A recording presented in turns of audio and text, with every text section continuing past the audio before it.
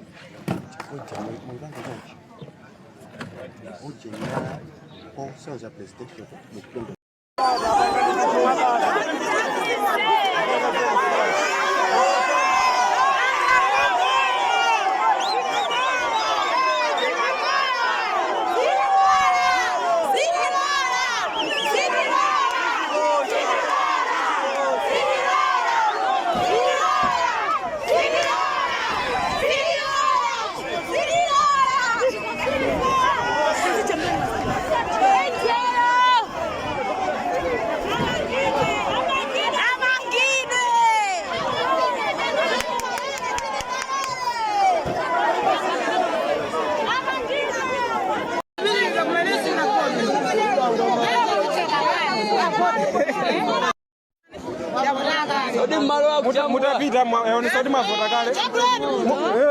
Musana vote. Mavota kale. Musana vote. Musana vote. Madiki yemene. Dada.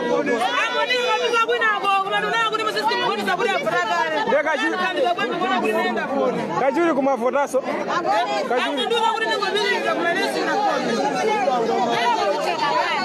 Apa akuyenera kuti aziwa MCP kuti nthawi yawo yatha. Zona. Nthawi yatha MCP.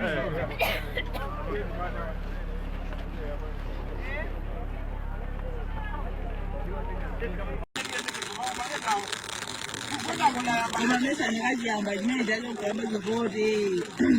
Mkadaji kwanza kazi machini ya nuzo tayari hapo. Ifaziki kia machini. Ifaziki kia machini bado. Nji vuto lomwe takumana nalo ndi limodzi lokhala maofficers amene tikugwira ntchito pano tilipo atatu amene tinabwera ndi ma authority to vote elsewhere, komano takwanisa panga credit, komano tikulephera panga proceed kuti tivote chifukwa kuti system ikumanena kuti this voter registered at so center, so tukhangati kuti tikulephera kuti tivote chifukwa kuti system sikutipanga recognize. Ndikofunikira kuti aliyense abone voti chifukwa aliyense m'Malawi muno ali ndi ufulu wa chibadwidwe osankha munthu amene amutsogolera. Songwe nkhani yovota yayamba bwinobwino.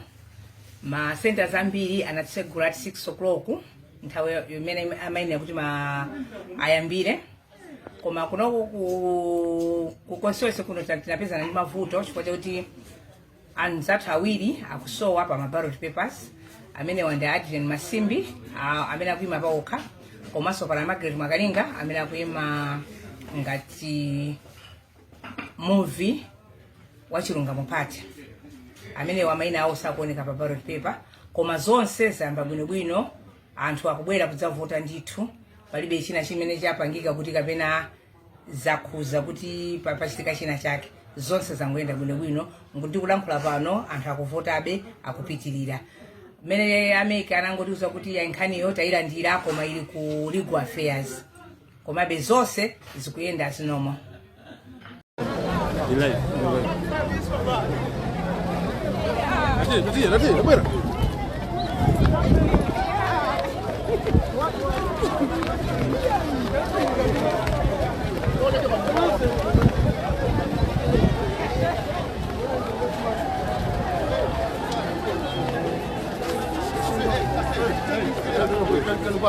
Así.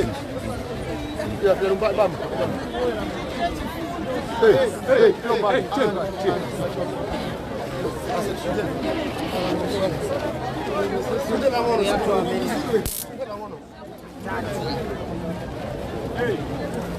Ada.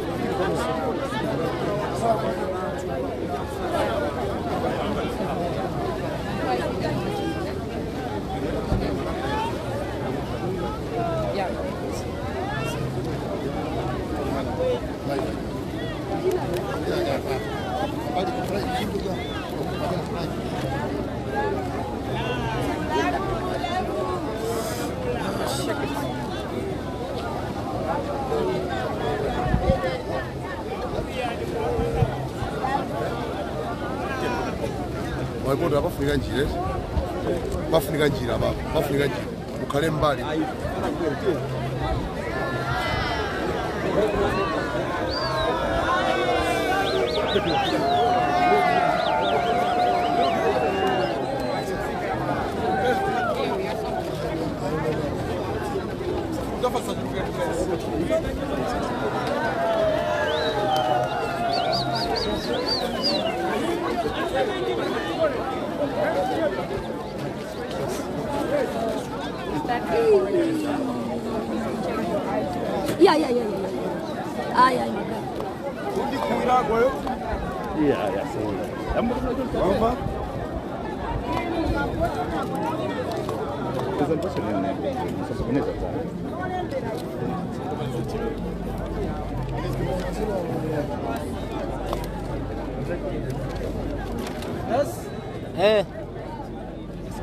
Itana. Peji.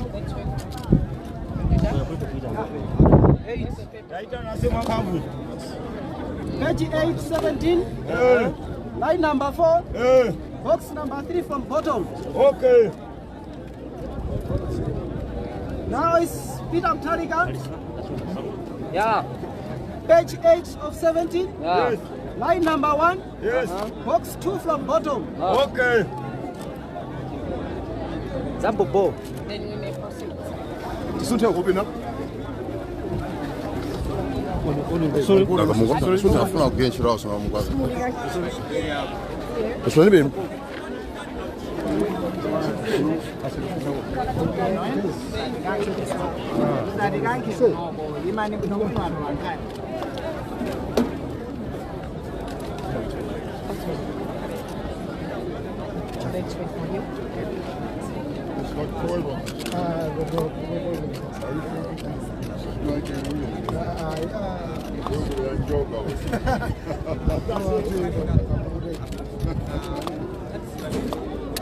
We may proceed, sir. Yeah. Yeah, it's great. Thank you. So this is ballot presidential selection. Yeah, so going down the faces, those who are standing.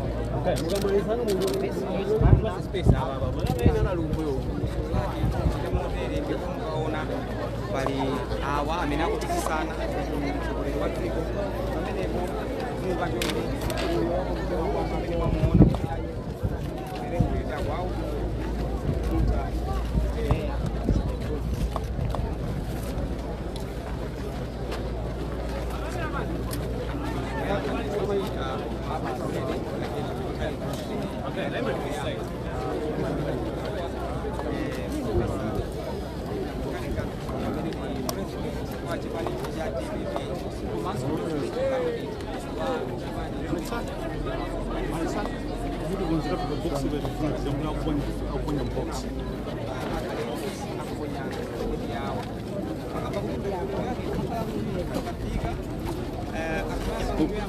Ase Jeff. Pangono,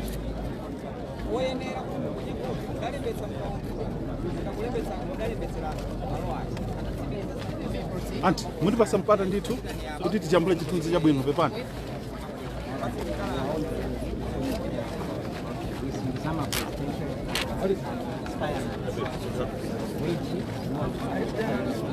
Are you done? Yeah. Jaffa, walwaru vambiri. Hao watu simpa pamoja bwana, pia kupasa mfata. We would want a clean one.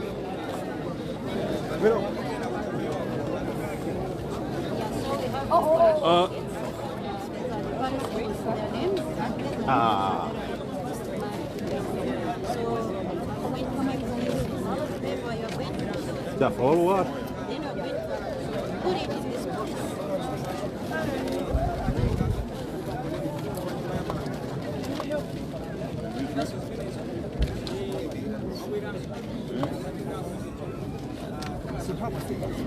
Take your time. You can put it again. Yes. What are these? Then. I just did the 40 again. Let's 40 again. Yeah. Sunda bangono, sunda ni mada bangono. Sunda bangono. Sunda. Sunda ni bangono, madam. Madam, move away. Ah. Haris.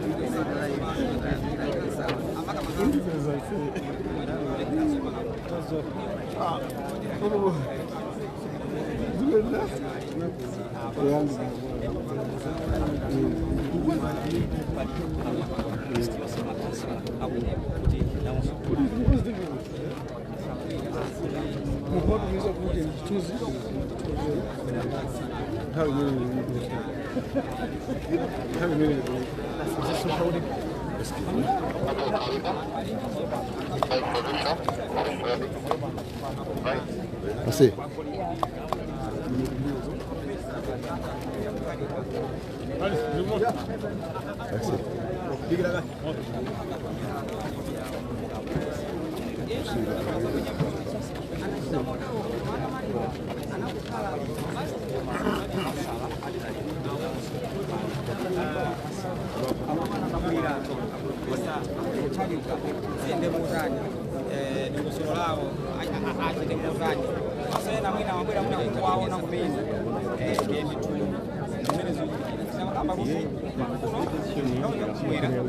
Unali nditu amene akupikisana pa ulendo wa president angapo nditu amene nditu apotera maboma osiyanasiyana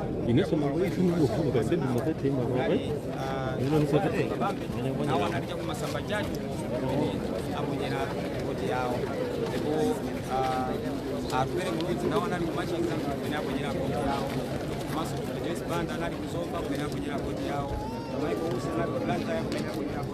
pano Profesa Arthur Peter Mutharika ali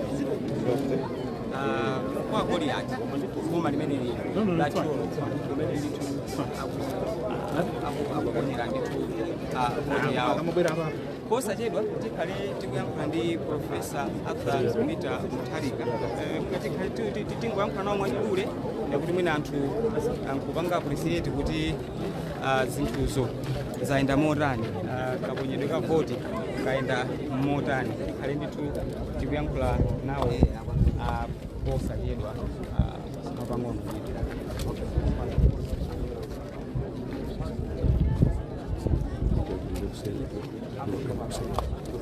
Ndio kwa nikili space. Magamba ndi kuti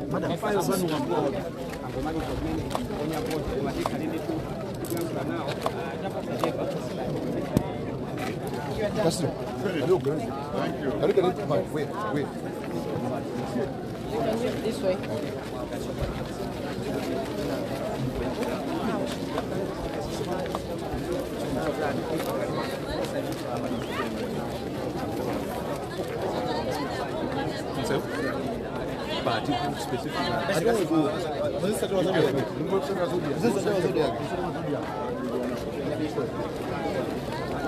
Hey, I'll fight that news for Zodiac.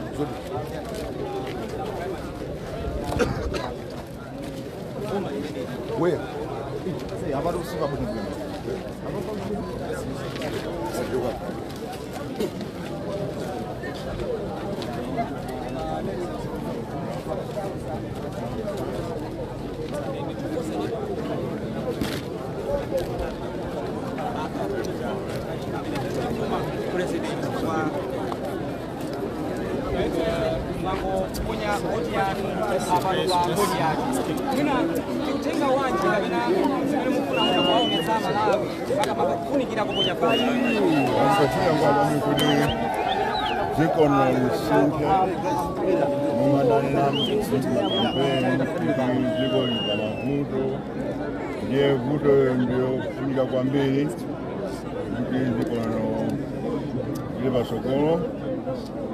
mafuta matakana kwa zaka 5 kulikapela tikatisa bali kufunika kotani kuti Malawi asagwe mphai atuluke mnyumba zawo ndi kupita kukaponya voti.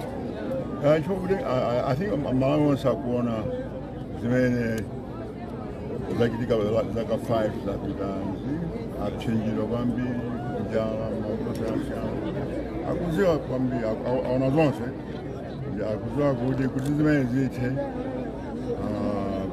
Mungu anafuna kuti zithe kushuka kuliyo akabode kuti kapena pakhale koma nasopano kapena kwisi koma nasopano Your Excellency, you've just cast your vote. Bringing a new government, and maybe a new government will try its best to correct some of the problems. And when you have a situation like this where in 5 years a government has not been what will happen with that group, and so on and so forth. That's why we have elections every 5 years. Now, voting is a right, and we have seen people coming in their large numbers to vote. But maybe there could be some who have not yet made up their mind to go and vote. What would you tell them? Well, to tell them that it's very, very important that they should go and vote. I think it's a responsibility of every Malawian in our democracy to exercise the right to vote, the right to decide how this country is going to go in future. If you don't vote, then you are losing, throwing away that right to decide how this country is going to be managed in future. So I urge everyone to vote. What's your general impression of the election process today? General impression of the election processes today from the start to where you casted your first ballot? Well, I haven't been to many places, but I'm told there's a good turnout. I'm told there are a few places where they've found some funny things. I think some ballot papers. I think Chilomoni, somewhere, a place called Malembo in Longwe, and a few others. A few irregularities, but the impression I'm getting is that this is going really well, better than we expected. I think it's going well. I think everyone is behaving responsibly, both the government and the opposition. We all wish this country well. So I think everyone is exercising responsibility and restraint. And I think it's going to be that way. As we wait for results, your message to Malawians? My message? Yes. My message is we will wait for the results, and then after that we take Malawi forward. Thank you so much. That's Professor Arthur Mutarika, former president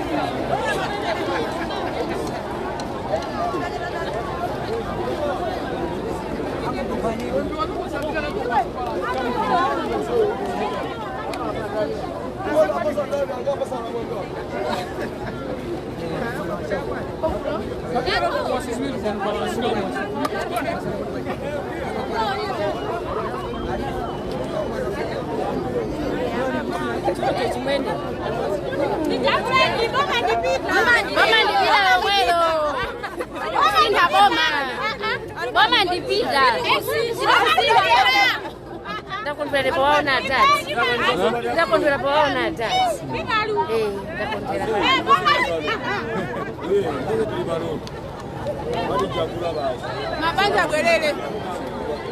Bwana ndio maana anata bwerere kana njala. Hamuna mabitawa. Mabanja bwerere hamuna mabitawa. Hakuna njala. Mai mabanja.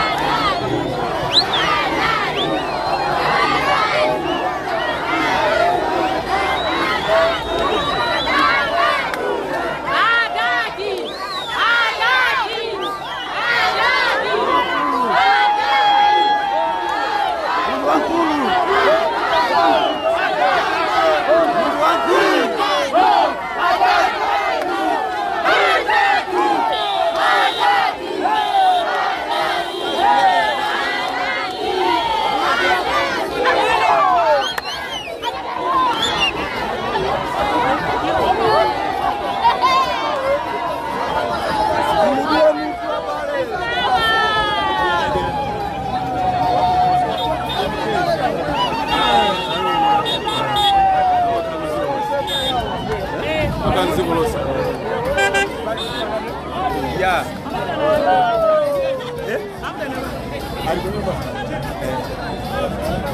Open the fire, man.